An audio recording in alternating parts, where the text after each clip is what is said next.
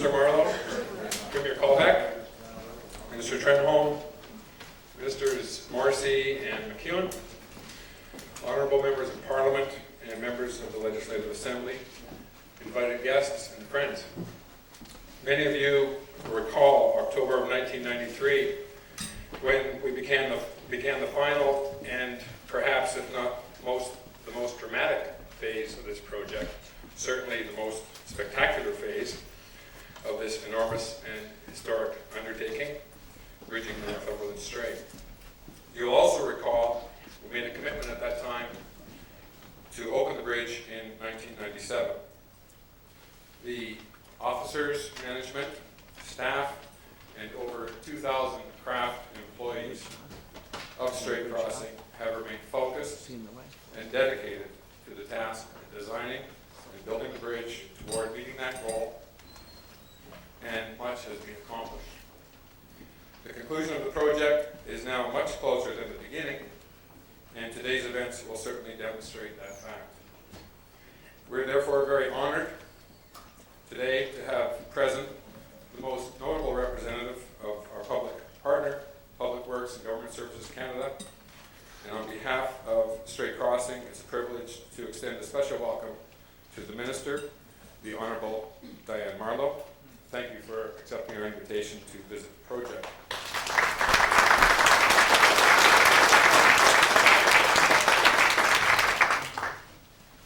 Moving on to the first item of today's program, I'd like to call on the project director, Paul Genelia, to provide an update on the progress of the project.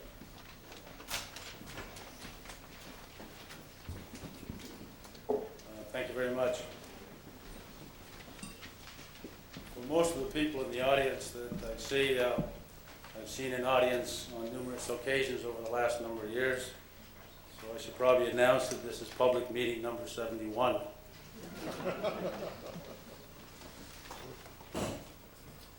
Anybody who is close to the project, living on the island or on the other side of the strait, is quite familiar with the progress and where we're at. So today, unlike a few years ago when we used to have to tell people what we were planning on doing, today what our plans were are visible to everybody as they take the ferry or as they take a tour around our fabrication area or on either sides of the Northumberland Strait.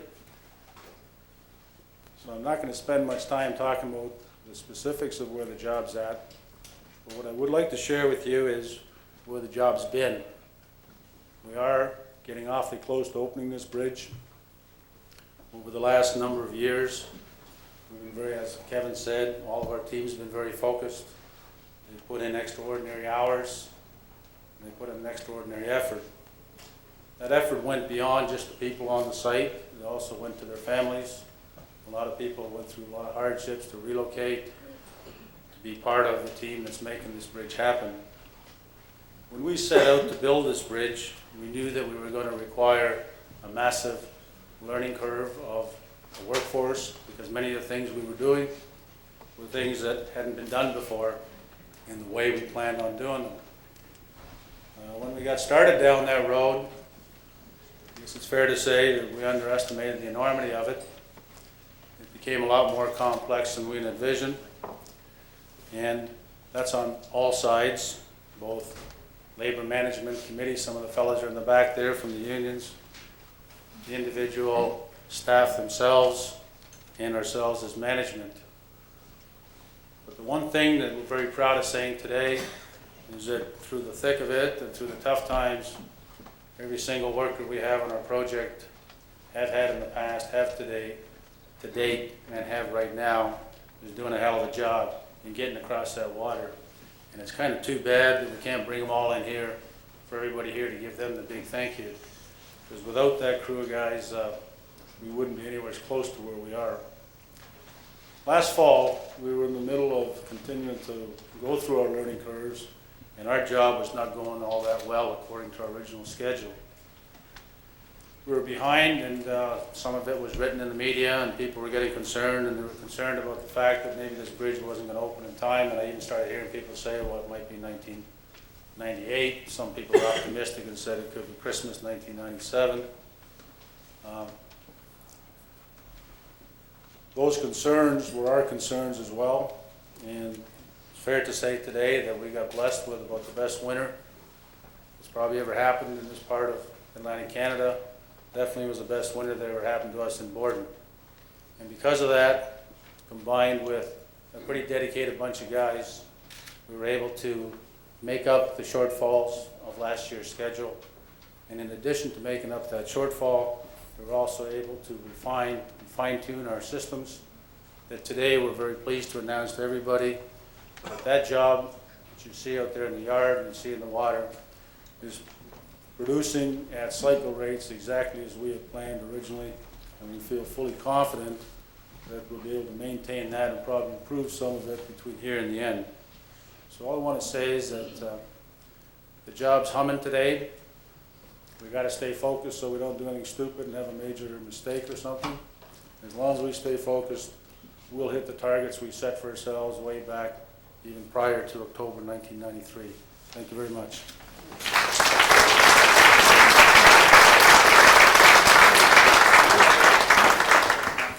Thank you, Paul. It's an honor to now invite the Premier of Prince Edward Island, the Honourable Catherine Callback, for her welcoming remarks.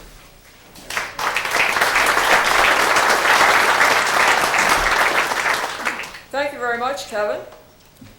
Honourable Diane Marlowe, Honourable Marilyn Trenholm, Paul Gianelli, my colleagues in the provincial legislature, members of parliament, and ladies and gentlemen. It's a great pleasure to be with you today. This is a really exciting day for Prince Edward Island because in one short year from now, islanders and island businesses will have an efficient, expedient, and continuous transportation link joining the rest of Canada to Prince Edward Island.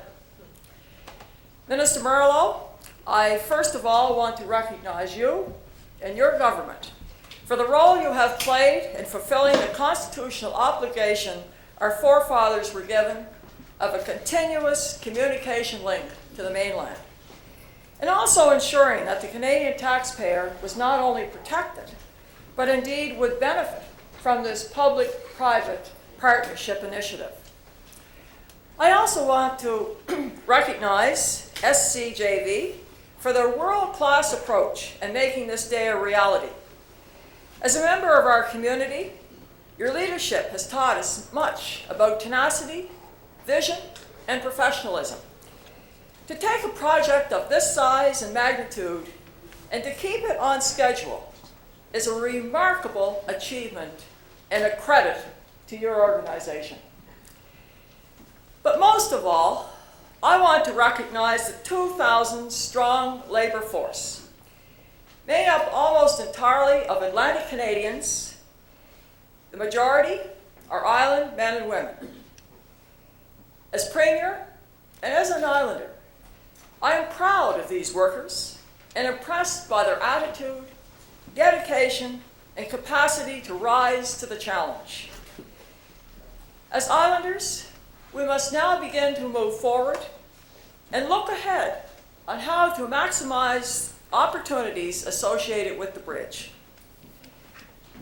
The Prince Edward Island Chamber of Commerce will be holding a series of meetings across Prince Edward Island, business person to business person, exploring ways and means in which our economy can take proactive steps to maximize the benefits associated with the bridge opening.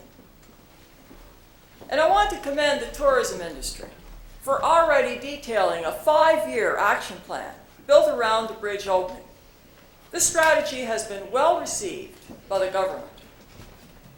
The bridge represents a significant breakthrough in our transportation system and likely will be viewed by historians as one of the most significant achievements of this century.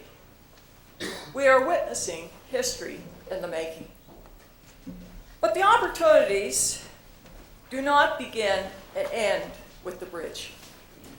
The construction legacy should not be limited to the building of this bridge. Too much has been invested, and too much expertise resides in the fabrication yard to see it decommissioned and converted back to an open green field.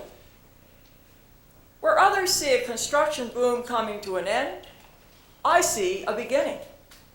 Where some want to prophesy gloom after the bridge opens, I see opportunity. Where many see weaknesses, I see nothing but strength. With the right resolve, the fabrication yard here in Borden can become a major industry. Think of all the tangible assets that have been built up in the past couple of years. To begin with, there's over $50 million worth of equipment, infrastructure, and buildings.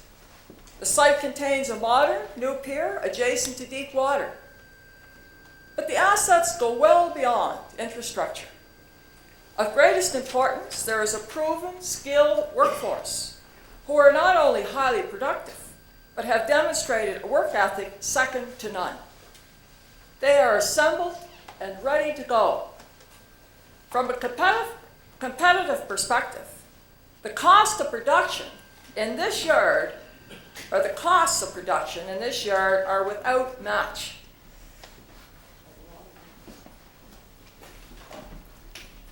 Too many speaking engagements lately.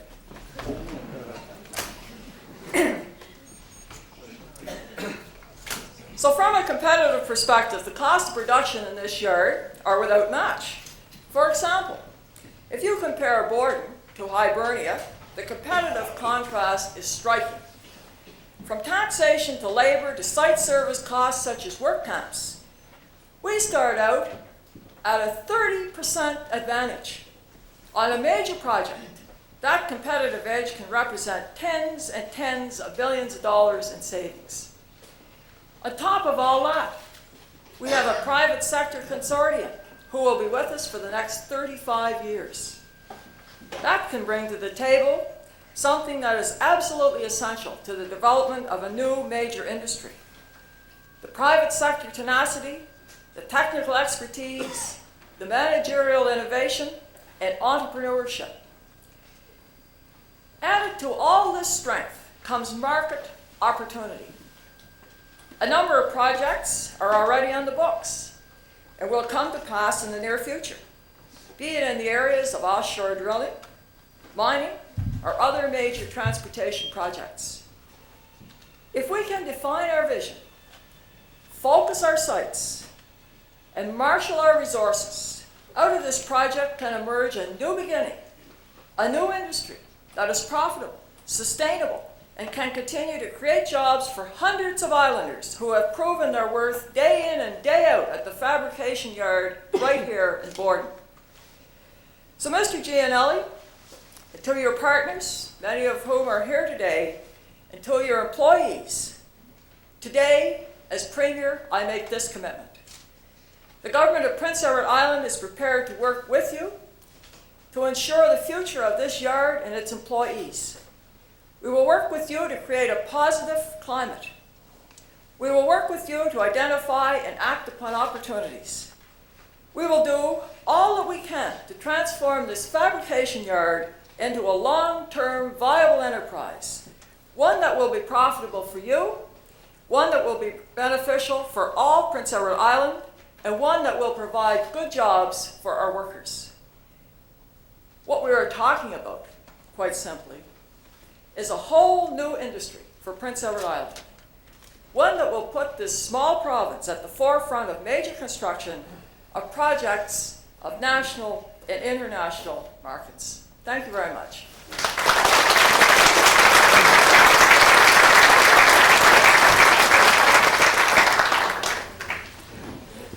Thank you, Premier. Although it's a bit of a secret sometimes on this side of the Northumberland Strait, the government of New Brunswick has always remained committed and strongly supportive of this project. And that's why it's now a pleasure for me to call on the Minister of State for Family and Community Services for the province of New Brunswick, the Honourable Dr. Marilyn Trenholm.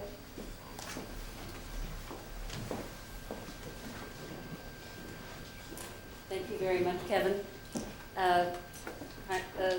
Premier Callbeck, Madame la Ministre, Paul Denelia, my honored colleagues at all levels of government, federal, provincial, Municipal. I'm sure there are members of the Legion here, other honored guests, ladies and gentlemen. I'm really very proud and excited to be here today. Having said that, I can't imagine how proud and excited I will be here a year from now. When Prince Edward Island is joined to New Brunswick and to the rest of Canada with this marvelous bridge. I'm going back today with some PE mud on my pants, and I guess that was because of the weather, but it's a nice souvenir to take back. And we've had such a wonderful morning. We really thank you, Premier, for the graciousness with which we have been received today by all of the people at the different levels of government and the company. It's been a marvelous reception.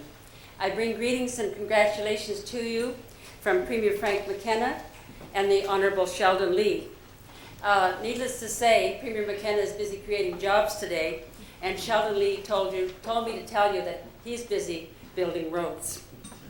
However, they join me in wishing you all the wisdom and the endurance and the good fortune that you will need to bring this bridge to its completion. Personally, I have never doubted that SCI could or would build a bridge. And those are the words that Paul uses whenever I talk to him on the phone or see him. He said, "We're building the bridge." Seems to be his phrase. And indeed, we see the results of that confidence today. Your progress is astounding. You inspire confidence and pride. Above all, you've shown all of us what hard work, vision, and determination can do, and you have won the respect of the government of New Brunswick. And I extend that respect to the government of Prince Edward Island and to my federal colleagues, because I think without all of us having that confidence and determination and that spirit, it wouldn't be happening. I believe that the economy of Prince Edward Island and New Brunswick will continue to benefit from the bridge. We have benefited in New Brunswick already. Reports show that 383 New Brunswickers have worked on the bridge, 21% of the workforce on this project. But the economic impact for us goes well beyond that figure in terms of employment. We've had many, many industrial spin-offs, business opportunities, and social benefits through housing and personal needs. All of this has added millions to the economy of New Brunswick. And I can tell you that all of this is good news. On the other side, however, I know our fishermen on the Northumberland Strait continue to worry about any negative impact to their livelihood now and in the future. Paul told me this morning that the lobsters are just going to love the piers, and I hope he's right. I ask always on their behalf that they be treated with respect and with fairness. We must also, on our part, ensure a future for the citizens of Cape Tormentine and for our marine Atlantic workers. Canada will enter into a new era next year as we join our two provinces with this fixed link.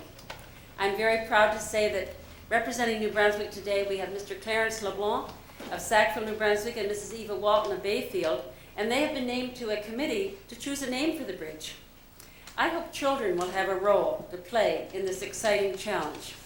After all, we are building the bridge to ensure a stronger future for our youth here in Atlantic Canada. I extend the appreciation, Madam Minister, of the Government of New Brunswick to the federal government for all that you have done to make sure that this project continues. We're extremely grateful to you and impressed by the commitment of the Government of Canada.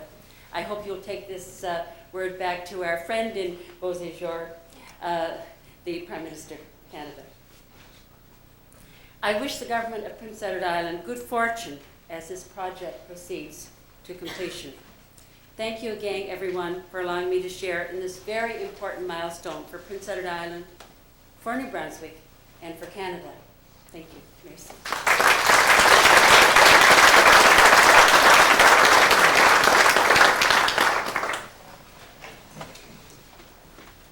Thank you, Minister Trenholm. We, on this visit today, Minister Marleau, with Paul and the group, we took a tour for several hours around the facility, and Paul's a man of detail, and I noticed that so was Minister Marleau, a woman of detail, and I think she asked some really good questions, and she understood every element of what we saw out there. So I have to warn my colleagues at Strait Crossing to look out for their jobs as we enter into the final 12 months. It's my distinct pleasure to now introduce the Minister of Public Works and Government Services Canada, the Honourable Diane Marleau.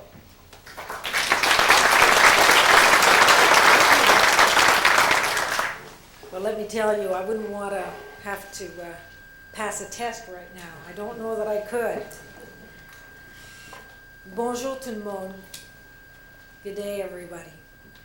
I'm really, really happy to be here today. It's a wonderful opportunity for me to view this most impressive site. It really has to be seen to be believed. I'm honored and humbled to have the opportunity as Minister of Public Works and Government Services to do just that and to appreciate the magnitude of the project. This, the longest continuous bridge, will be in North America, and the longest in the world over ice-covered waters. The activity I witnessed this morning, and you'll see my boots. I said to the Premier, you know, I come down here and you look so nice and you're all dressed up in your shoes and I wear my work boots. But I love them.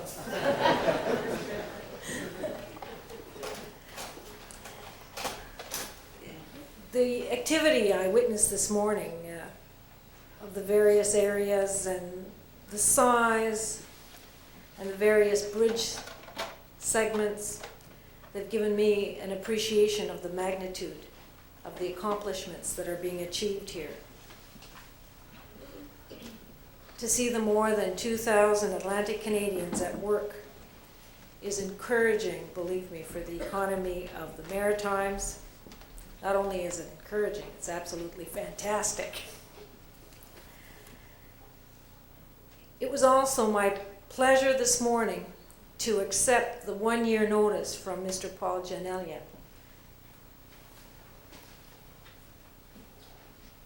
Without seeing it, witnessing it, it would be really hard to imagine the magnitude of the work that has been accomplished in only 2.5 years since the Government of Canada signed agreements with Strait Crossing for the financing, design, construction, and operation of a bridge over the strait. The agreements, signed in October of '93, were the culmination of significant public consultation and open and transparent competitive processes. I pride myself on open, transparent, competitive processes as the Minister of Public Works. They're very important. And now we're looking at completion of the project in 1 year. I know the project's success is due in large part to the combined efforts of the provinces of Prince Edward Island and New Brunswick, the diligence and commitment of Strait Crossing to fulfilling its responsibilities under the agreements, as well as the support of the federal government, of course. I would especially like to acknowledge Strait Crossing's efforts in meeting its contractual requirements for environmental protection and the use of regional resources. In 1995, an environmental compliance audit was carried out that revealed Strait Crossing continues to pursue excellent management of construction activities in relation to the environment. Also, as of last December, Strait Crossing's efforts have ensured that 74% of its procurement for this project has come from the Atlantic region, including 95% of the workforce. This also proves, without a doubt, that Atlantic suppliers have the knowledge, expertise, and competitive spirit to participate in a world-class project. I want to say well done, very well done.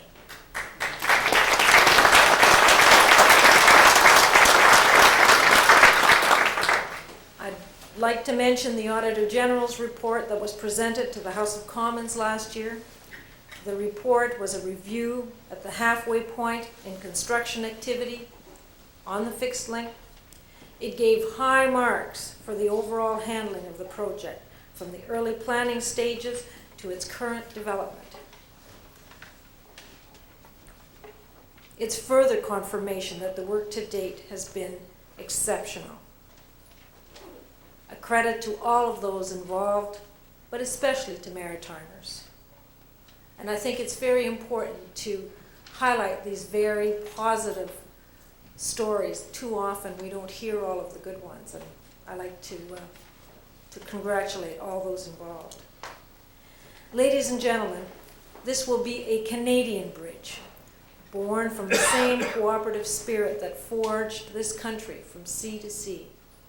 This is one of the world's greatest engineering feats, and certainly one of the most important in modern Canadian history. The bridge will ensure that islanders, under terms laid out in the 1873 Terms of Union, have access to a permanent link to the mainland. It will benefit islanders and all Canadians. As Minister of Public Works, I'm pleased that my department has helped build Canada's infrastructure. In one form or another, we've been in the building, road, and bridge business since Confederation. One of the first major infrastructure projects undertaken by the first Department of Public Works was the construction of the Welland Canal between 1824 and 1833 to bypass Niagara Falls. And at that time, it was the most complex engineering work in colonial Canada. Today, as a significant Canadian achievement, this bridge across the Northumberland Strait is comparable to the Trans-Canada Highway, the route for the Intercolonial Railway, the route for the Canadian Pacific Railway, and the St. Lawrence Seaway. The Northumberland Strait Crossing project has changed the way we do business and the way we approach infrastructure construction in Canada. The arrangement entered into with Strait Crossing in 1993 has set new standards in public-private sector cooperation, not only for Canada, but for the world. It's no secret that we're faced with declining budgets for government projects. And as a result, we're forced to find other means to achieve our goals. Public-private sector cooperation offers a wider array of solutions for creating jobs, improving services to Canadians, revitalizing our economy, and saving taxpayers' money. I know this approach continues in other initiatives at the provincial level with private sector entrepreneurs like Strait Crossing. I cannot stress enough the importance that cooperation has played in the success of this project. 10 years, yes, 10 years of cooperation to date. The department opened the project's information office in Charlottetown on February 1st, 1987, after conducting feasibility studies during 1986. At this time, in keeping with the consultation process that began in the 1988 plebiscite in Prince Edward Island, I'd like to officially launch the naming process for the new bridge. This process includes the creation of an advisory committee, a public solicitation for names, and a dedication ceremony for the official naming of the bridge. The advisory committee will review each proposal from the public and make recommendations. And I'd like to, at this time, name the members of the advisory committee. They're here today, and I'll ask them to stand. So if you'd start by the chairperson, the Honorable Alex Campbell.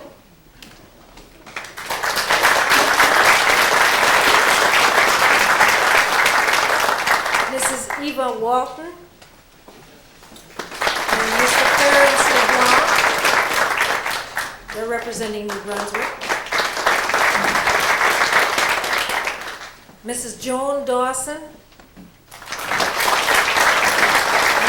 Mr. Edward Clark, representing Prince Edward Island. Mr. Paul Gianello, representing Strait Crossing Development, and Mr. Peter Sorensen, representing Public Works and Government Services.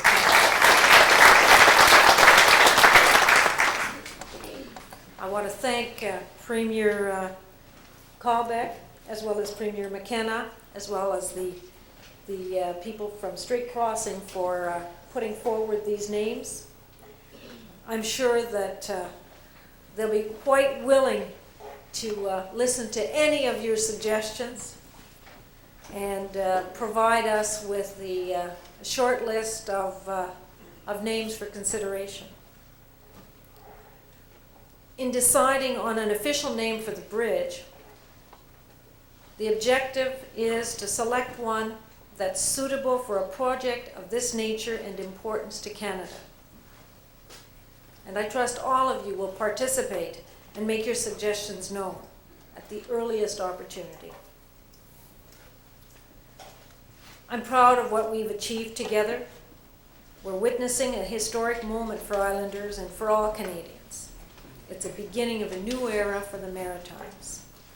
And I look forward to announcing the name of this bridge, and more importantly, to the opening of the bridge in 1997. Thank you. Merci.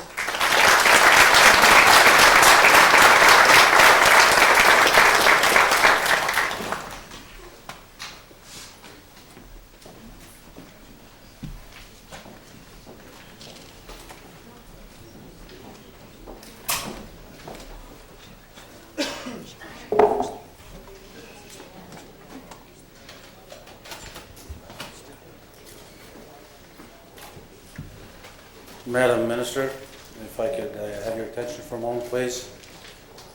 We can't give you one of those pieces to take back to Ottawa with you, but we have a little token of our appreciation for you taking the time to come visit us. And what we'd like you to do is put that up and right across from your desk. And remember that we do stay focused on what we're doing here. And one of the focuses that we forgot to mention is that we're starting to plan one hell of a party a year from now, and you're invited.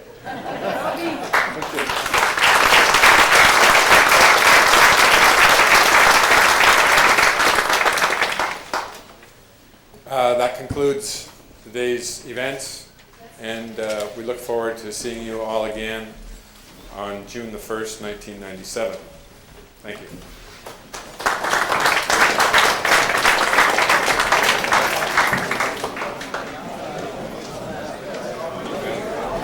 Ladies and gentlemen, one other thing. Behind these display panels, lunch is being served. So we'll figure out how to move those and then help yourselves. Thank you.